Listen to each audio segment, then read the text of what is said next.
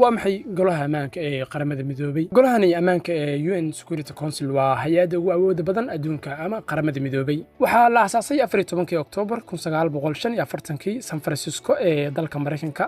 waana hay'addii ugu horeysay ee la soo dhisay kadib aasaaskii qaramada midoobay hay'addani xubnaheedu waxa ay ka kooban yihiin 15 dal oo u sii qaybsama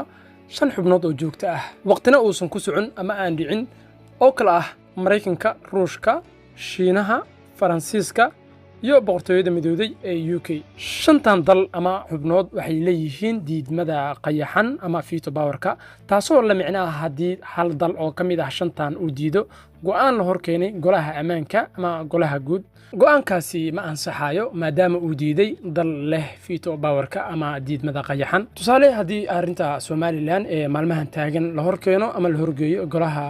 ammaanka qaramada midoobay oo uu diido Ruushka ama Faransiiska ama shanta xubnood mid kamid ah arrintaasi meesha ayaa lagu joojinayaa sidoo kale golaha ammaanka waxaa kamid ah 10 xubnood ama 10 dal oo aan joogto ahayn labadii sano mar ayaa la doortaa ama la bedelaa malaha wax veto power ah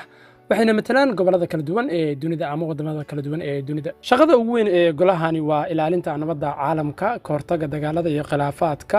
go'aaminta cunaqabateyn dal lagu soo rogo ama laga qaado ogolaanshaha ciidamada nabad ilaalinta iyo mararka qaar ogolaansho faragelin military sababta uu yahay golahani kan ugu awoodda badan waa go'aamadiisu waa qasab in la fuliyo halka hay'adaha kale ee UN-ka talo kaliya ay bixiyaan balse golahani amar ayuu bixiyaa tusaale haddii dal dagaal ku bilaabo dal kale golaha ammaanka ayaa kulmaya waxay go'aamin karaan digniin cunaqabateyn faragelin toos ah ama ciidamo nabad ilaalin ah oo la dhax dhigo labadaas dal